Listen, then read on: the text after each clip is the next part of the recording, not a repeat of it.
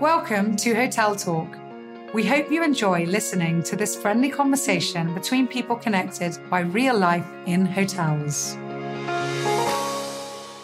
Today, I am so excited to have with me a very, very, very special guest who is part Cypriot, part Congolese, who grew up between Switzerland, America, and so many other countries, Belgium start with. Her name is Noella Coursaris Musunka, and she is an amazing model. You must follow her on all her social media. And maybe even more importantly than that, she's the mother of two amazing children and the founder and CEO of the non-profit girls' school called Malaika in the Democratic Republic of Congo. Noella, thank you so much for being on Hotel Talk. How are you, my dear?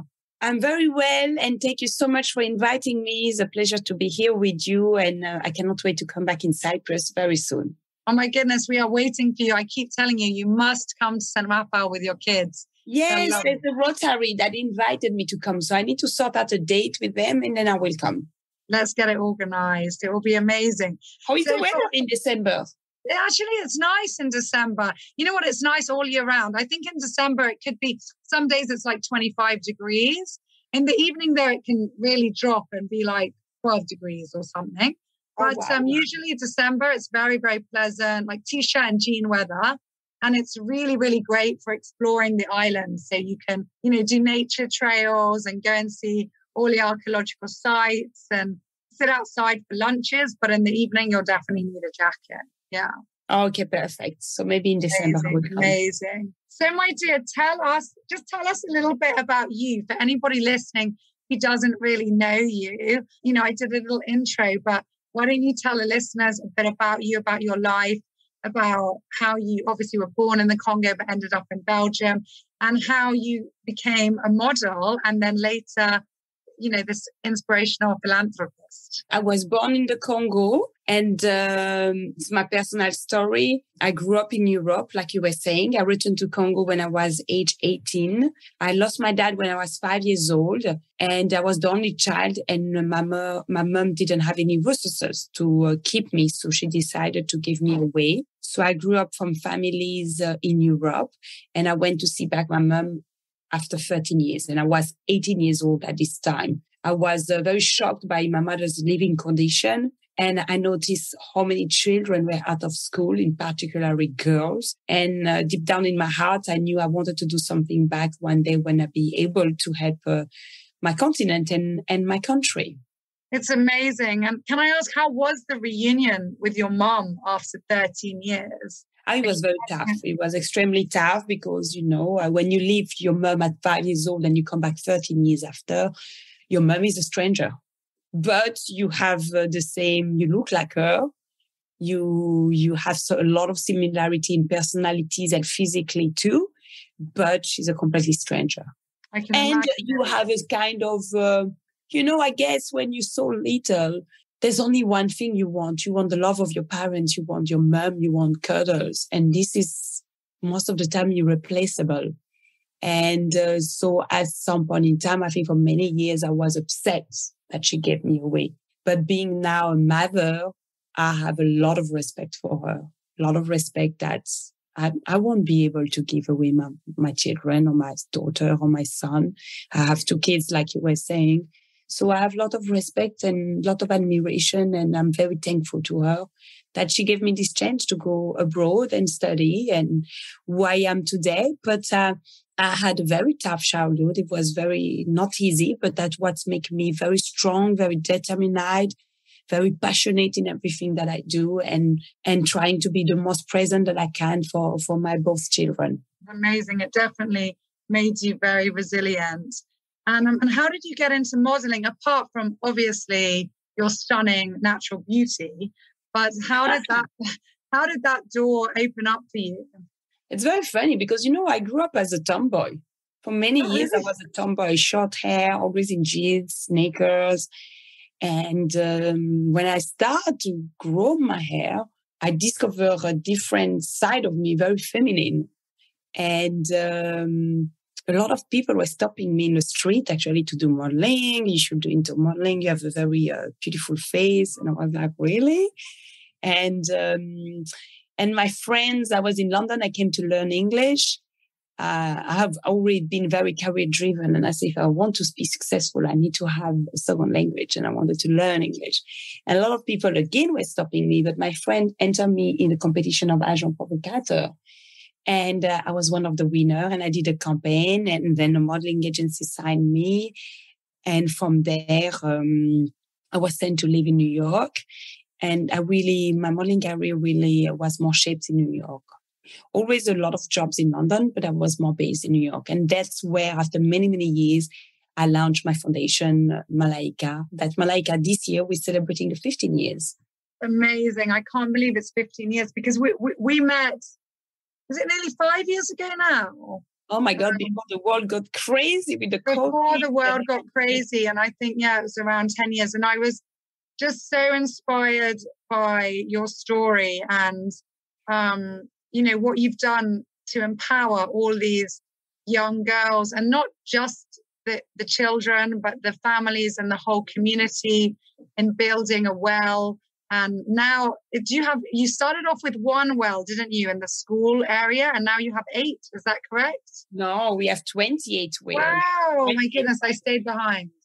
Yeah, it's very important because it's super important because the problem is there's no access where we're working with Malaika. There's no access to water, strong infrastructure, electricity. And when we started to build our school, we will talk later on, before even making the bricks and the toilet facilities at the school, we needed to build a well. And hundreds of people were coming every day to fetch water and working hours. And for me, it was impossible to imagine that I will close the school and I will not have access to water.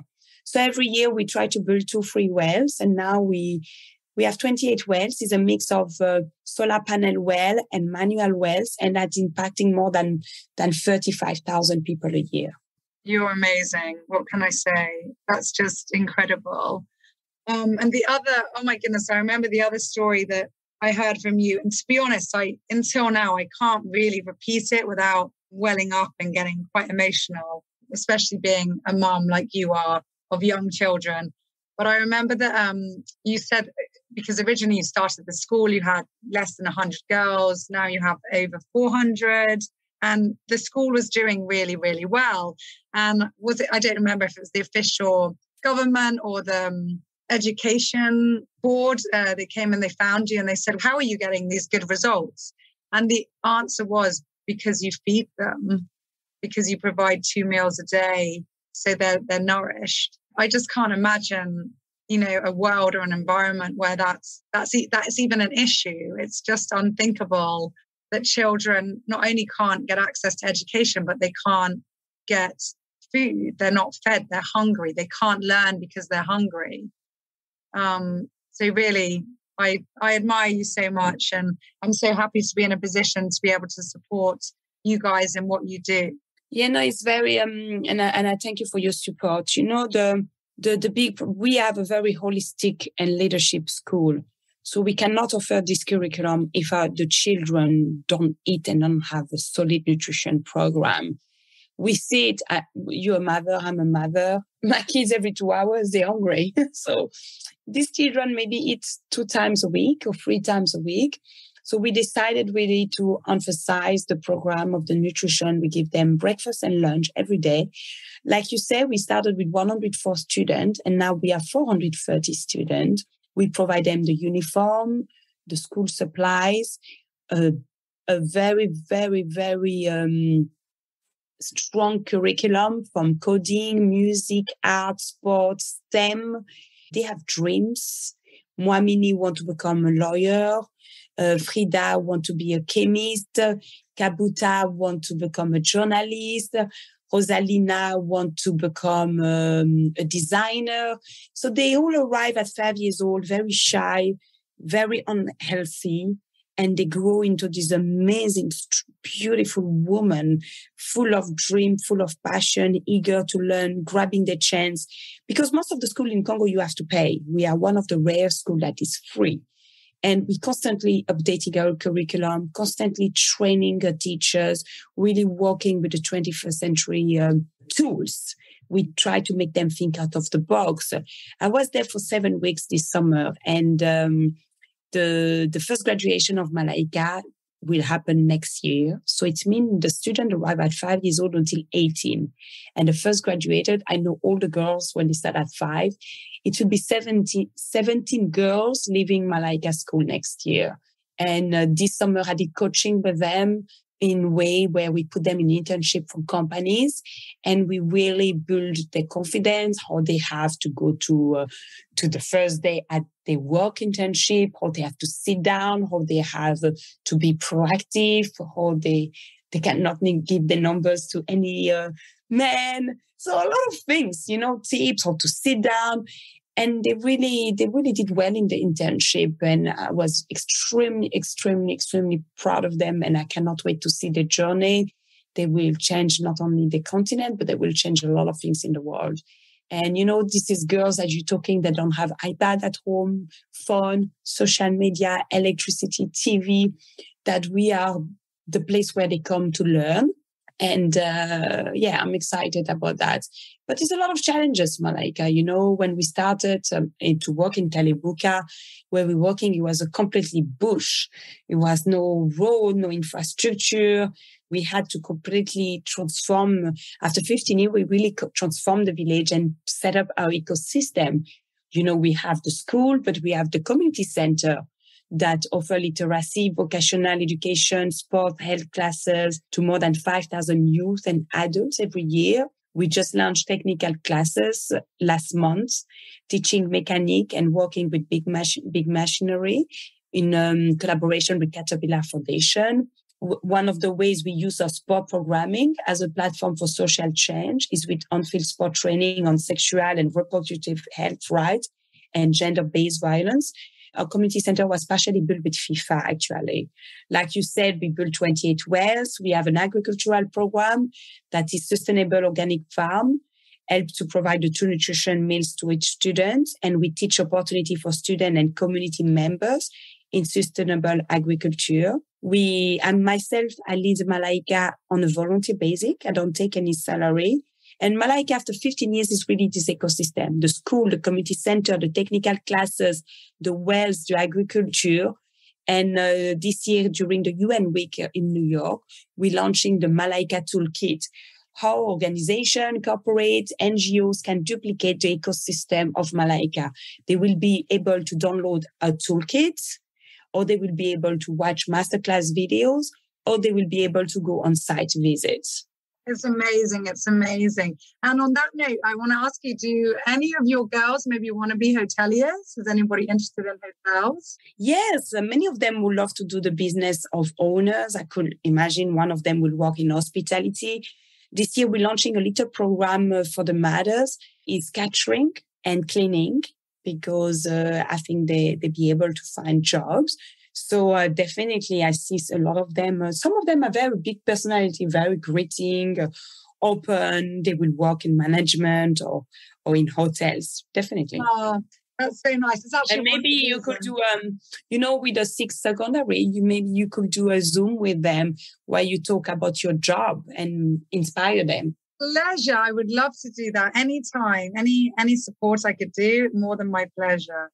I wanted to ask you as well, because obviously, so we met, going back to the hotel talk, we met in a hotel where we were both attending the same conference, and you've traveled literally the world.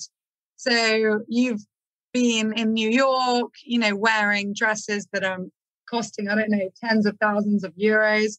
And then the next day you're visiting your nonprofit in the Democratic Republic of Congo, where, you see, my goodness, do you see extremities? So where do you stay if you go to Congo? Like, what are the hotels like? Obviously, you've stayed in London, Belgium, New York, Switzerland, European capitals. Which hotels have impressed you the most, and why? So I will say that when I go to Congo, I stay with my mother. But a lot of donors and supporters, they come to stay in the Congo. They stay in a hotel, bigger hotel, or they stay in a boutique hotel. So where they can experience the culture. I think whichever country you go to travel is about experiencing the culture, food, And how are the hotels in Congo different? But, it's not easy, Congo. Sometimes we have shortage of electricity. But, the hotels are very nice. I see over the years, I see a lot of boutique hotels, and they have really a lot of character and souls with the decoration with African arts, the music, the food, and it's really well presented. So it's really a market that is really growing. I would say more in boutique hotel sector. I traveled the world, like you say, but I'm always surprised and a lot of surprise of a lot of hotels, how the industry are really changing, how it's more about not only sleeping, but it's all about experience. They have positive, negative side of them, of course, but they are charming. For me, location is important, the service is important, and that you feel very comfortable and you feel intimated. And I love food. So for me, food has to be really, really, really, really amazing. And there's in Cyprus, there's so many beautiful hotels. I love hotel in Middle East too. New York is just about being in New York, and it's amazing. New York town, city, or London, so many places. But you know what I like too about hotels is spas, because when I travel alone, it's for work, and I always like to try to escape 1-2 hours to do a spa. And for me, I always choose my hotel to have good food and good spa and being in a good spot. And what would attract you most from a spa? If you're looking for a spa hotel or a spa within a hotel, do you look for what products they have? Do you look for if they've won awards? Do you look at the spa menu? I look at the spa menu, and of course the comments about the spa, because it's very important, because I work in a world where I'm on the public eye. So I have to make sure that whoever will do a facial on me need to use good product and have good recognitions. So, but I love just to go to a sauna or a steam or using the pool or having a massage. I don't really do facial when I travel. I do more massage. Body treatments, yeah. I can understand that. And where do you go for your family vacation? We try to go every year in different countries. My kids and my husband, they come every year in the Congo. My kids stay 7 weeks with me, 6 to 7 weeks. And my husband stay generally 2 weeks. But we tend to go to different places. We went to Antigua. We went already to Cyprus. We went to, we have 2 types of holiday. We do the ski holiday and we do the beach holiday. And exploration, my kids sometimes come with me when I have a special job to do. And if they're on holiday, I tend to take them. Like one day I had a speaking engagement in Marrakesh, and my kids and my family met me after my engagement work. And it was just beautiful to explore Marrakesh and etc. I can imagine. And which is the hotel in the world that has impressed you the most, and why? Oh, there's too many to name them, but I think the detail to attention is important. If I travel with my kids, if there's a special note or sweets or candy for my kids, or special thing for the breakfast, or yes, it's about the food. Food is important. And when I travel with my kids, they're always hungry, so I guess food is really important. But you know what I noticed? Hotels is very important that they have very good food, but they need to have a kids menu. Very easy, because holiday is about being with your children. But if your children don't eat well, they are grumpy. We all know that as parents. So we need very appropriate food for kids. And sometimes some hotels don't do menu for kids, and that's a shame. Tell us a little bit about the hotel in London that you were saying and the initiative they're doing joint with Malaika, about giving a hotel room that you decorated yourself, and all or most of the profits are going to your school. Yeah, so with St. Giles Hotel, it's a beautiful collaboration, because one of the owner, the manager, she's a supporter of Malaika since many, many, many years, and she's very attached to Malaika. And we were brainstorming how we could raise money because after the COVID and during the COVID, Malaika has been, our fundraising really fallen apart. It was very hard to raise money, and a lot of organizations now donating money more to health research and etc. So we come up with the idea, why not renting a room and where the percentage will go to Malaika. So for 3 months, if you book the room, Malaika Noella room, 70% of the proceeds will go to Malaika. And it's just so beautiful because we decorated the room with pictures of Malaika, of the student, with a little touch of African decoration.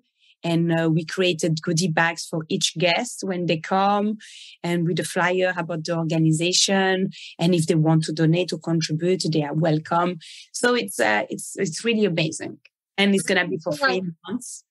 I love the idea. And I also love the goodie bags that you did send out to us as supporters that I got, which had, like a shopping bag in and a scrunchy hairband, which Yasmina's wearing, and a little pouch that my son now keeps his money in. And it was all made by, I think, one of the mothers. Is that right? Yeah, it's all made by the mothers that we're teaching. The mothers, they come, we teach them literacy, numeracy, digital classes, entrepreneurship, and sewing classes. And we created this brand with the mothers called Mama ya Mapendo, Mothers with Love. And we're creating all these accessories, like you're saying, for wallet, business cards, scrunchies, masks. And we're donating them to our donors. And people can buy them and they donate whatever they want to Malaika. I love the idea. I loved what you did with that. It was such a touching gesture.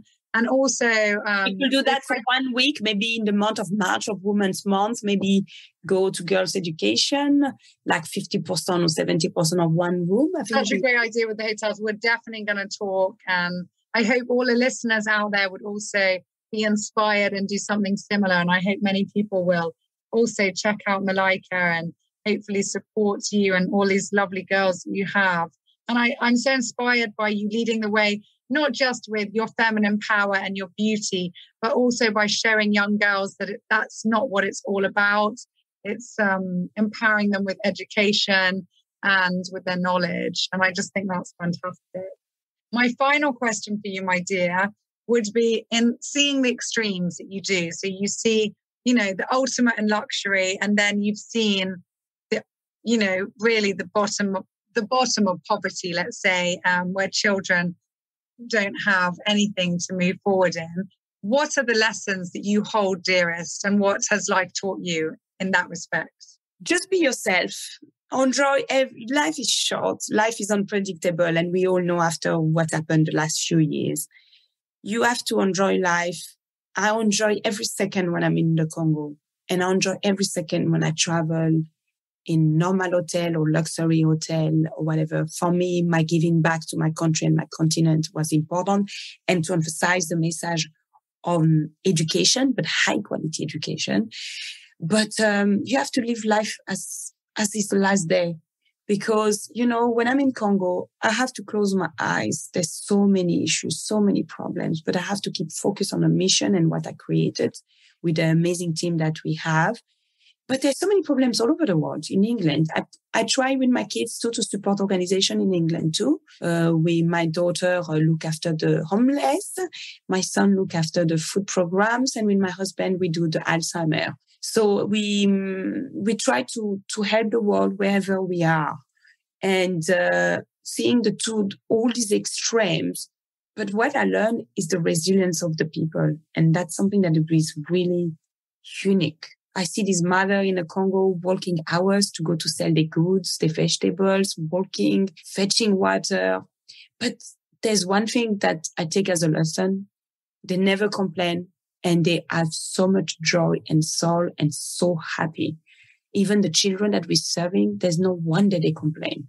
They're always happy. And that's the reason I bring my kids, because I want to see, they see that they're lucky in everything that they have.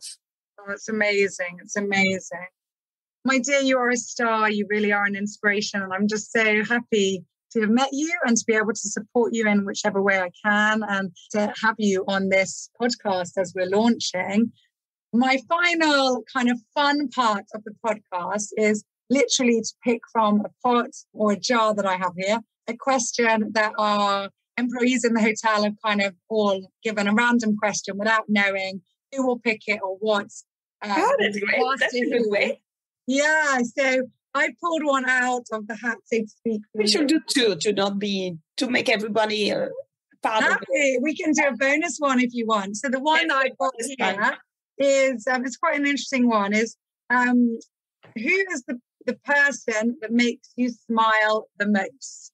I will say my husband and my two kids. Oh, and we have a dog. Her name is Loli, and Loli too. Oh, But my kids is special. They just started school yesterday, and to wake them up, I have to give them a big hug, going in the bed with them and cuddle them, and it's just special moments that you treasure every day. Every day, I couldn't agree more. Oh, that's so nice. So do you want another question? Yes, bonus question. Let's go for it. Let's fire it. The fun ones. Okay, you're the first one to get a random question. So, right, mix it around. Let me see what you're going to get. And, okay, this is definitely quite random. What is your favorite flower? My favorite flowers? Yeah, nothing to do with hotels. But it's good because we need hotels. We need flowers all over the hotel. Exactly. So this is good. Yeah. You know what is funny? Because my husband is saying, you have so many plants in the house. How are we going to keep up to keep them giving water? I love plants. I love flowers. Every week I need flowers in my house. I don't just put the house in a good mood. I love orchids. I love roses. Yes, I love a lot of them. So orchids and roses, huh? Yes. Oh, that's nice. Yeah, and they both have happiness in the house. It's true. They do. It's not easy. Yeah, they open your laptop. I work a lot from home, but I travel and I go to Congo. But to have the mood of walking, I need my candles and I need my flowers and an English breakfast tea and a croissant. Oh, that's so nice. Noella, you're amazing. I don't want to take up more of your time. Thank you so much for coming on Hotel Talk, for having this really fun chat with me and telling everyone listening all about your fantastic work that you do to inspire so many. So thank you. I know that the girls in Malaika thank you all the time, and the teachers. But I told them to not thank me, because we cannot exist without supporters like you and without donors. So it's very, very important. When I'm there, I'm walking, I'm on sneakers and jeans and walking, and I just want to be seen part of them, among them, and nothing special to thank me, because it's really collaboration. It does, but it takes that one special person to make that move. So thank you so much. Thank you so much, my dear. We're waiting for you in Cyprus. Bye. See you in Cyprus. Lots of love. We'll be in touch. Bye.